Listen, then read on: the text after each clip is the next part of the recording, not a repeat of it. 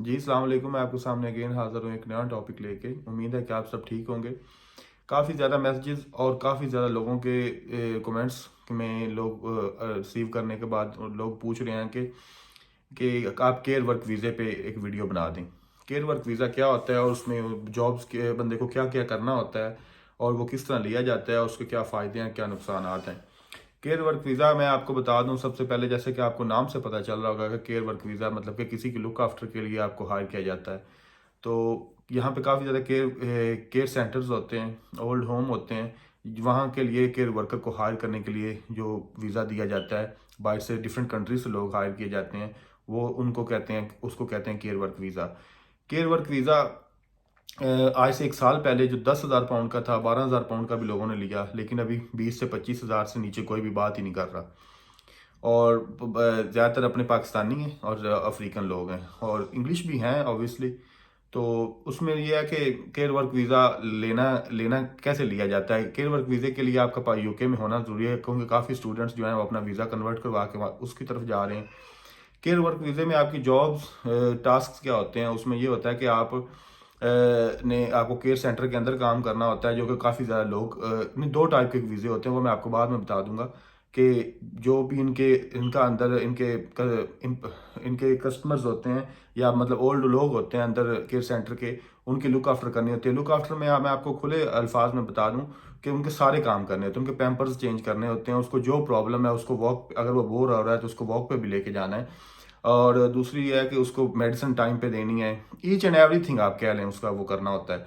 तो care work वीज़े 2 type के होते हैं, एक होते हैं इनडोर, एक होता है आउटडोर। इनडोर का मतलब होता है कि आपने किसी केयर सेंटर के अंदर काम करना होता है।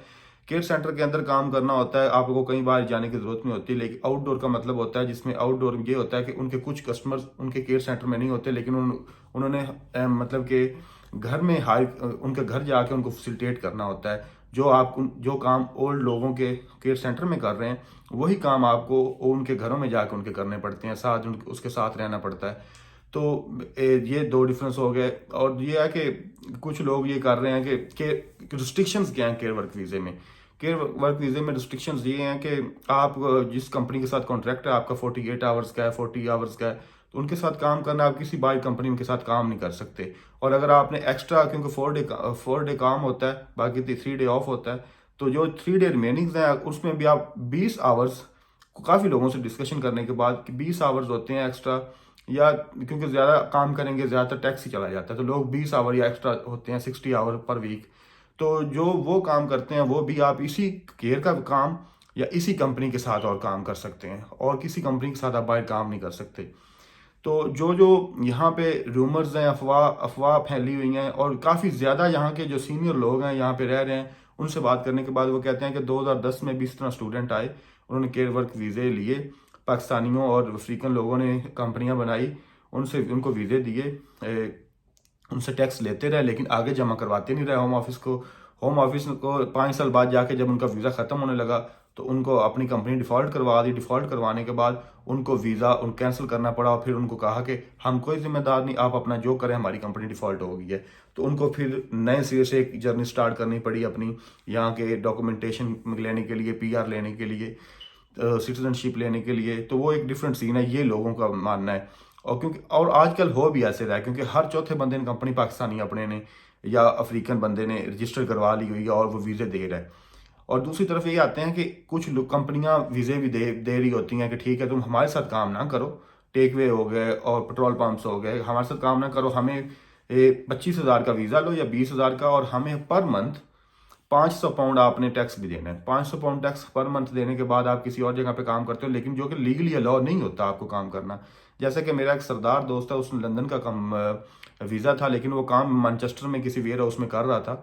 तो इमिग्रेशन की रेड हुई, वो सारे पकड़े गए, 8 लोगों को उन्होंने डिपोर्ट कर दिया इंडिया। इसने कोई पता नहीं किस्मत अच्छी थी, जो भी वट एवर, तो इसके साइलम क्लेम कर दिया। तो अभी ज़िंदगी एक डिफरेंट साइड पे चली गई उसकी। वो जो 20,000 25,000 पाउंड था वो भी गया। यहाँ पे वीज़े, केयर के वीज़े की या इस तरह के किसी भी वीज़े की कोई गारंटी नहीं होती। जैसे पंजाबी में कहते हैं कि चाइना के माल की कोई गारंटी नहीं होती। तो ये चीज़ यहाँ पे सीन चल रहा है। दूसरी बात यह है कि वीज़ा लेने से पहले अच्छी तरह के इस बात को कंफर्म कर लें कि कंपनी ठीक एग्जिस्ट कर रही है कि नहीं कर रही, बंदा अथेंटिक है कि नहीं है। और मैं आपको यही मशवरा दूंगा कि कोशिश करें कि आप वीज़ा जो है ना वो इंग्लिश बंदे से लें, इंग्लिश कंपनी से लें, वो आपके लिए अच्छा रहता है। और दूसरी बात यह है कि आपका यूके केयर का वीज़ा लेने के लिए यूके में होना लाजमी है। जैसे कि स्टूडेंट ऑलरेडी यूके में है तो ये स्विच करके उधर चला जाता है। तो ये सारे केयर के वीज़े की डिटेल्स थी जो कि मैंने शेयर कर दी हैं। और आपको वीडियो अच्छी लगे तो लाइक, शेयर और कमेंट्स कर दीजिएगा, और अपनी राय का इजहार ज़रूर कमेंट्स में कीजिएगा। और मेरे चैनल को, यूट्यूब चैनल को सब्सक्राइब ज़रूर कीजिएगा। Thank you so much.